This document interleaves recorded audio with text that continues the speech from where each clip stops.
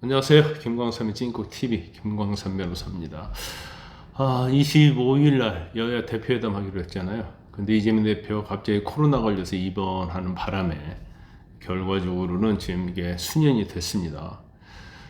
그런데 뭐 코로나 주위에서 많이 걸려 있는데 병원에서 입원해서 뭐 4일 이상 이렇게 있는 경우는 처음 본 것 같아요. 코로나를 좀 핑계로 하는 것인지 어쩐지 모르겠어요. 그런데 이 코로나 걸렸다는 것도 한동훈 대표 측에서 생중계하자, 공개 회담하자 이렇게 얘기한 다음에 코로나가 걸려서 설마 코로나를 일부러 걸리지 않았겠죠. 그런데 여러 많은 사람들이 일부러 그런 게 아니냐 또 그런 의구심을 제기하고 있고, 또 오늘 댓글에 보니까 이런 얘기도 하더라고요. 조금 있으면 임신해서 출산하러 병원에 가야겠다. 그래가지고 뭔가 재판도 연기시키고 그런 게 아니냐 그런 얘기를 하고 있어요.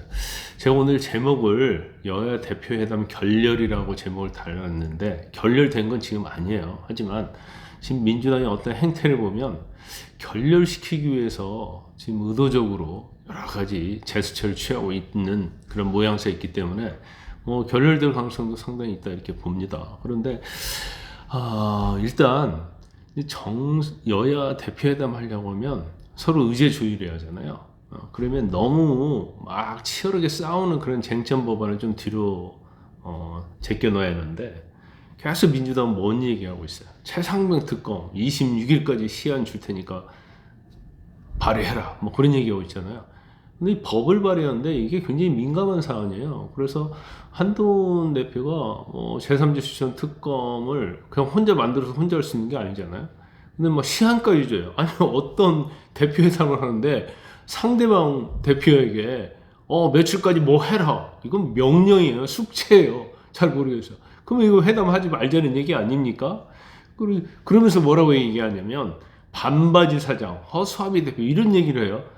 왜 반바지 사장 허수아비 대표한테 왜 대표회담하자고 제의를 하는 거예요?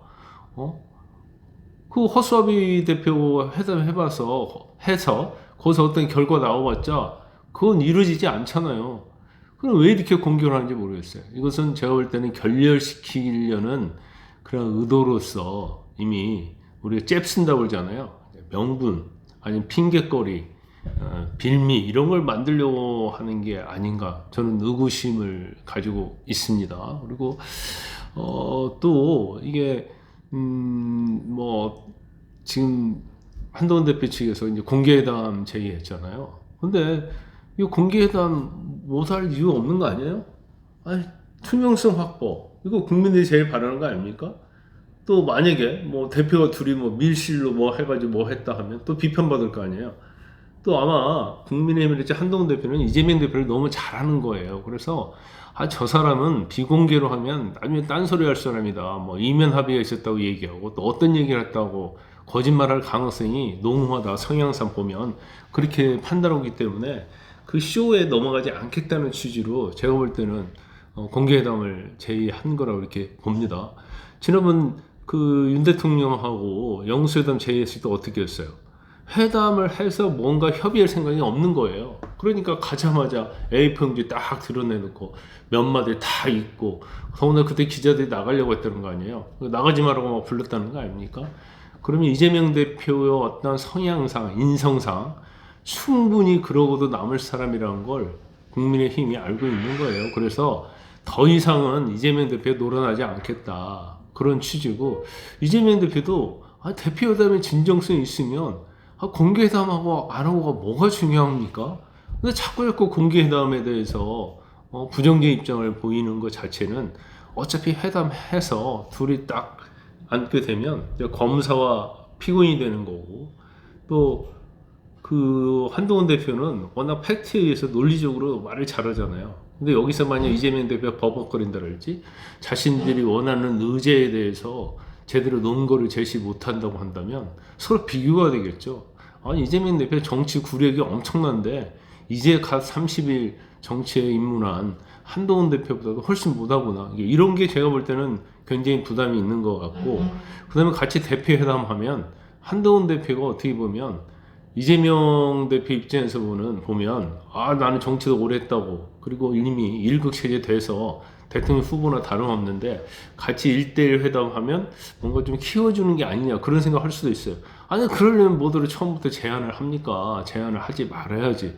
그러면 결과론적으로 보면 지금 민주당 행태랄지 이재명 대표 하는 것을 보면 이것은 결과적으로 쇼를 위한 거였다는 거죠. 민생 그런 건 없잖아요.